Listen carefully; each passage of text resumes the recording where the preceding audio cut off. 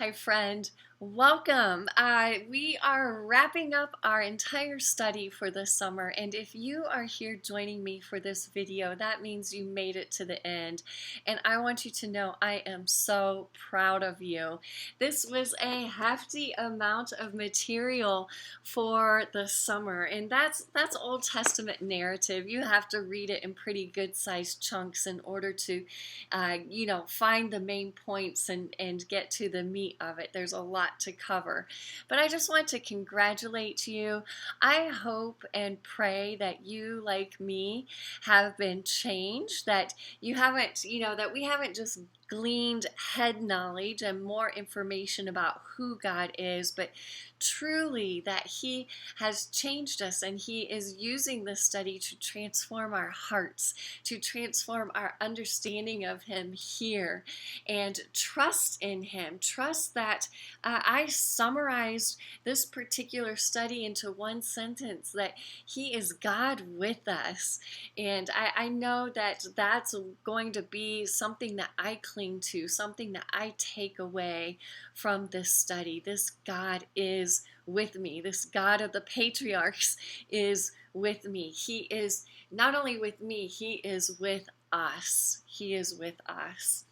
So this is the day where I like to do just that. I like to try to summarize the study into one sentence. It's hard for us, like if we think about carrying our groceries and bringing those into the house, it's hard for us to carry 20 different things, which we could take away 20, we're taking away more than 20 things from this study.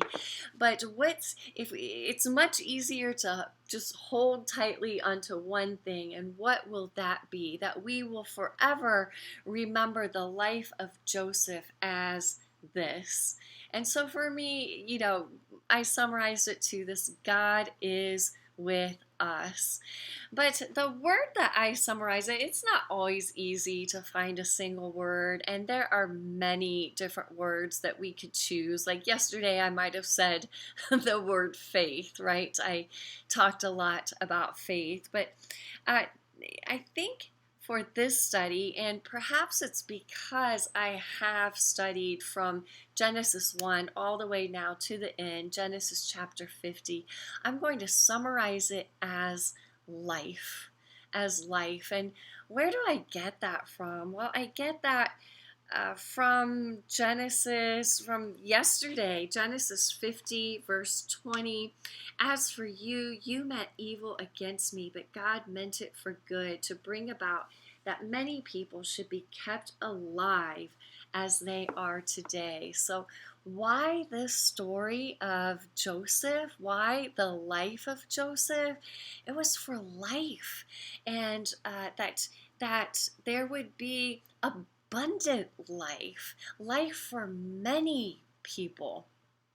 So narrowing it down to that, and partly because we see that from the beginning of Genesis, right? If we went to Genesis chapter 1 and we went back, we would see, okay, God created the heavens and the earth. We would see God breathing this breath of life into man and resting him in this garden, in this beautiful, incredible place of life that is imaginable. So I think there is this theme of life that runs from the beginning of Genesis all the way to the end. And I love how it wraps up with this idea of life and abundant life. This was for many people. And that this reminds me of the Gospel of John too. The Gospel of John ends with a verse. I think it's, what is it, 20 or 21, 31, 20, 31, I want to say. I don't think that's quite right, but the author points to, look, there are many more things I could have written about who Jesus Christ is, but these are written that you might believe that Jesus Christ is the Son of God, and that by believing you will have life. You will have life in Him. And we see Jesus talk about life all throughout the Gospel of John 2, John 10:10. The thief comes only to steal and kill and destroy. I came that they may have life and have it abundantly. And isn't it amazing how that could speak to Joseph as well? The thief came to kill, steal, and destroy. But God intended this for good, and He intended it for life and abundant life. And my mind has kind of even gone back to Genesis, like I just spoke to Genesis 1 and 2, where we see God creating this beautiful, abundant life. Well, what did the thief do in Genesis 3? He came to steal and kill and destroy. But God God used that for good, and He continues to use that for good. I think this gives us hope that this story of Joseph gives us hope that God uses evil. He uses what the enemy has planned for stealing, for killing, for destroying, for good, and not just good, but for life, and life for many. So, just excuse me, referring back to the 3 rules that we've learned for studying Old Testament narrative as we've studied Genesis, as we've studied the life of Joseph. Clearly, God is the hero. That is stated here. God meant it for good. God is sovereign. He is in control. God is for life. And we can trust Him. We can trust Him. I spoke to that yesterday. Wow, I just lost my train of heart. my train of thought right there. I was speaking to God and life. Where was I going with that? God meant, I was going through those 3 rules. God is the hero. And so God intended this for good. He intended this for life. And, we have read this.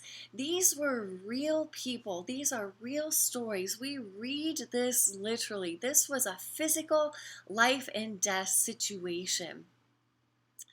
But what is the spiritual implication for us? Well, I think this is, the spiritual implication is this is about spiritual life. We can apply this to our spiritual lives.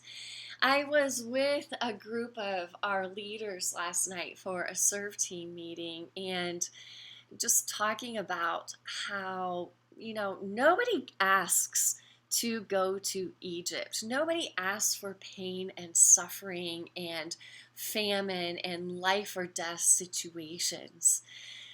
Joseph wasn't saying, hey, yeah, Lord, bind me, shackle me, throw me in a pit, and send me to Egypt, bound and chained and as a slave, as a servant. He wasn't asking for that.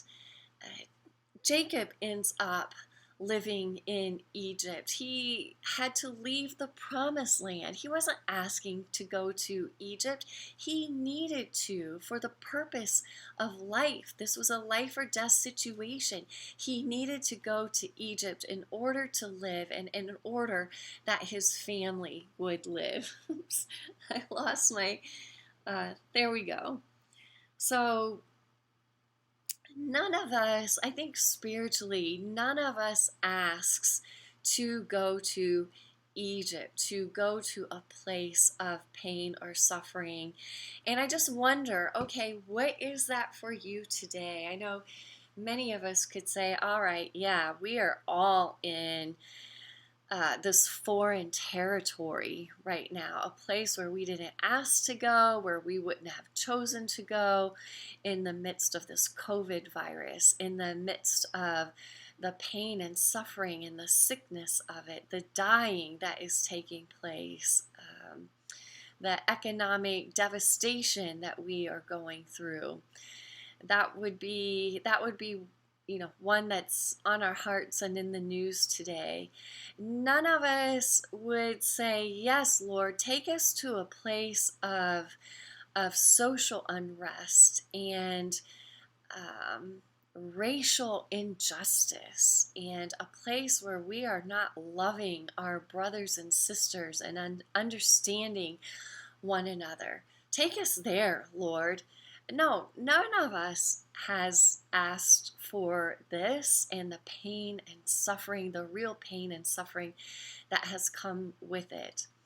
And, as if that's not enough, there's just the everyday troubles, right? I mean, we have said in this world, we've gone back to John, where Jesus said, in this world you will have trouble, but take heart, I have overcome the world.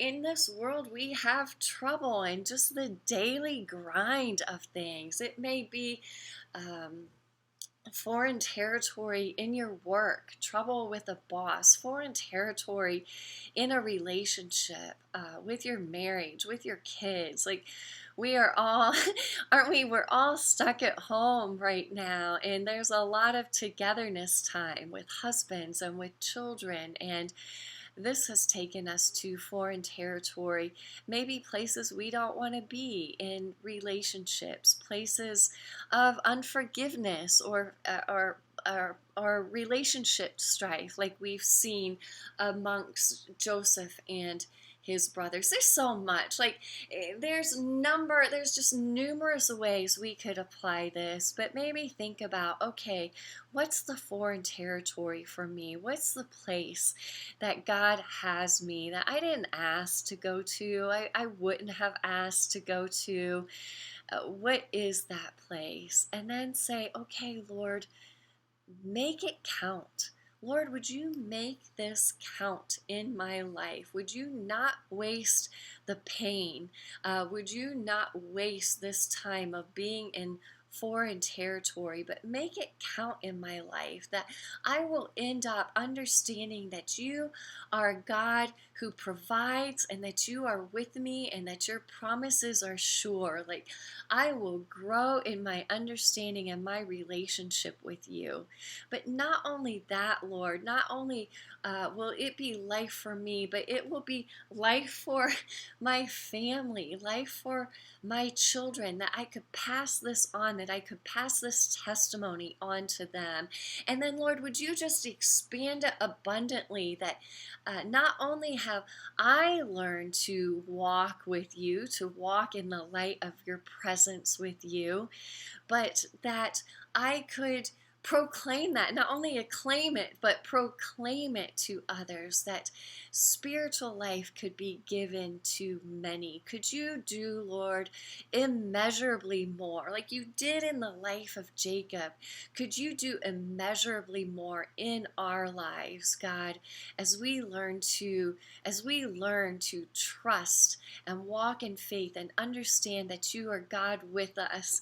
Could we learn to do life with you, Lord, to have hearts that are united with you, such that our thoughts are your thoughts, our words are your thoughts, our actions are your actions, Lord, that we would be like Joseph, who was tenderhearted and forgiving and compassionate to his brothers.